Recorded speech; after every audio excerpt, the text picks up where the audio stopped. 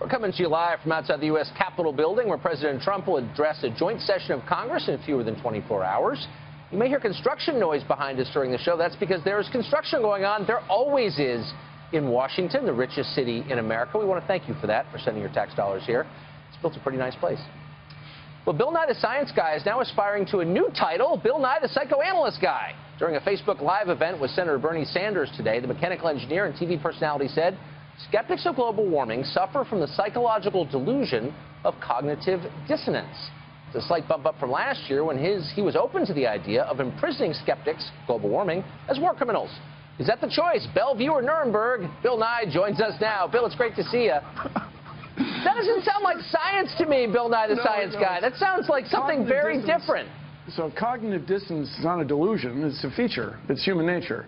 So we in the science community are looking for an explanation why climate change deniers, or extreme skeptics, do not accept the overwhelming scientific evidence for climate change. And the most reasonable explanation is you have a worldview, and then you have evidence, and the evidence disagrees with your worldview, so you deny the evidence. And then along with that, you deny the authorities that are providing the evidence. Now, if you have a better hypothesis for why climate deniers deny the overwhelming scientific evidence, bring it on. It's not a delusion. It's just like the fox and the grapes. Well, he can't reach the grapes, so he says the grapes are no good. Look, people do come to every debate with preconceptions, and you're right about that, of course. But the essence of science is extreme skepticism. We always ought to be asking ourselves, is my hypothesis true? I'm a member of both skeptic organizations, Mr. Carlson, and this is climate change denial is denial. The evidence is overwhelming.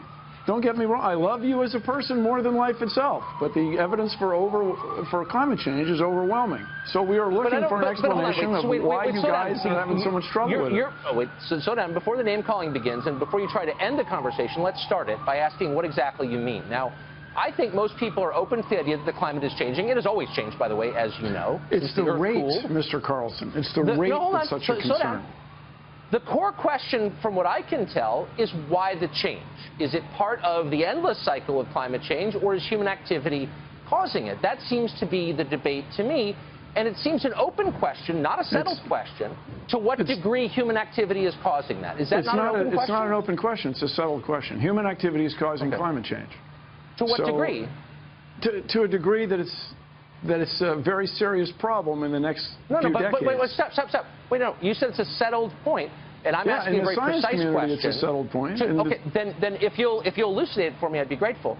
To what degree is climate change caused by human activity? Is 100% of climate change is caused by human activity? Is it 74.3%? It's settled science. Please tell us to what degree human activity is responsible. So the word degree is a word that you chose. But the speed that climate change is happening is caused by humans. Instead of happening on timescales of millions of years, or let's say 15,000 years, it's happening on the timescale of decades and now years. Now, you know, I offered...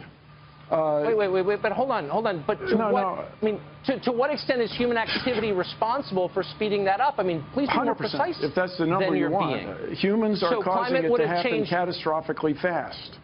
Okay, so at what rate would it have changed without human activity? And you look annoyed that I'm asking these questions, but they're very basic questions. They're not denial. So basically, the cycles of climate change, the last ice age we had was tens of thousands of years ago.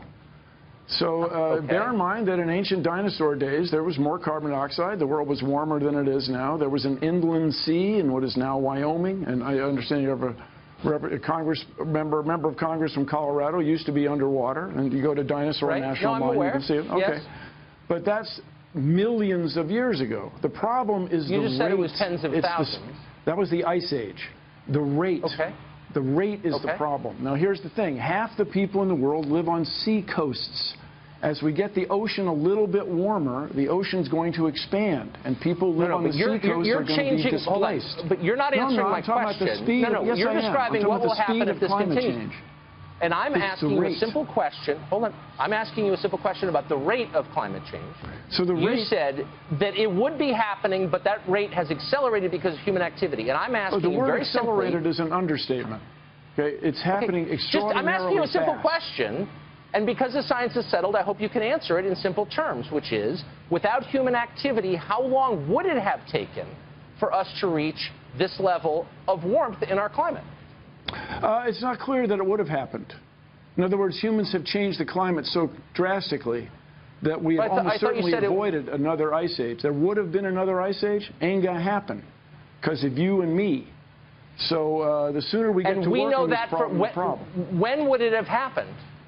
When would the next ice age have happened? Yeah. Is that your question? Without human activity, what would the process... Look, here's the point that I hope our viewers can understand. I'm not in any way denying that the climate is changing. I'm utterly open to the possibility that the change is caused by man's activity. I'm merely calling into question your claim that all of this is settled, that that we know precisely what is happening and why, and that anyone who asks pointed questions about it is a denier and ought to be imprisoned or shouted off the stage. No, that was your word. That's you guys. That's not my claim, and I really. Would you like me to read your quote that people who disagree with you ought to potentially go to jail? You said that. Okay. And I'm just saying, I'm not sure that's exactly what I said, Mr. Carlson. Science? We can talk about that shortly, but. Is it appropriate to jail the guys from Enron? Was it appropriate to jail the people in the cigarette industry who promised it wasn't addictive, et cetera? Okay. Look, my only point is, shouldn't we be encouraging people to ask honest questions, which I am doing, and you don't seem to have the answers to those questions. Okay, I got to disagree with you. I claim I do have the answers. Okay. Okay. So let me ask you this. Why aren't you concerned about it? Don't you have 4 children? Why aren't you concerned about climate change? That's why I'm having you on. Look, you don't reach correct conclusions in science or politics or any other field unless you can ask honest answers without being shouted down by people like you. But I know what you mean. So no, I do mean ask.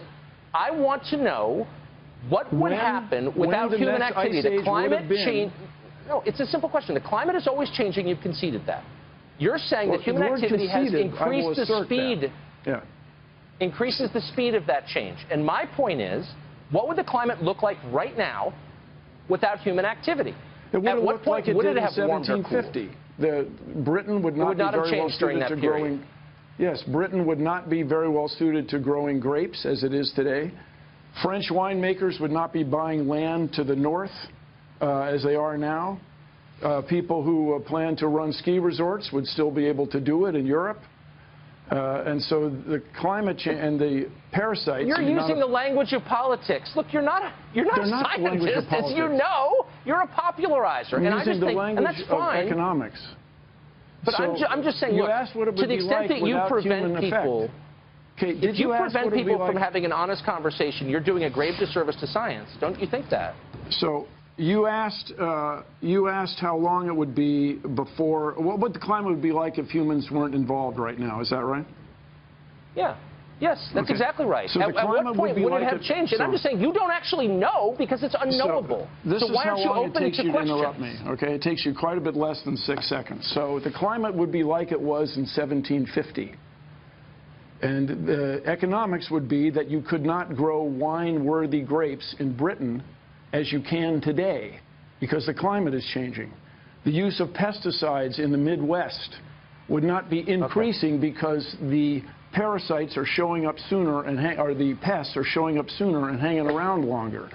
I think that's probably all true, but you would not be overwhelmed by pine bark beetles as it is because of climate change. That's how the world would be different if it weren't for humans. You pretend that you know, but you don't know, and you bully people who ask you questions. I really have to disagree with you. I spent a lot of time with this topic. I'm open-minded. You are not, and we're out of time, unfortunately. Thank you for joining us. You guys are the mainstream media. And I can tell you why they're leaks. Because the president has created 2 factions in his administration. They don't like each other. So they leak. It's not from the outside, it's from the inside. Carry on, Mr. Carlson. I'm sure we will cross paths again. That's a very ominous thing to say. I don't know what it means, but come back anytime.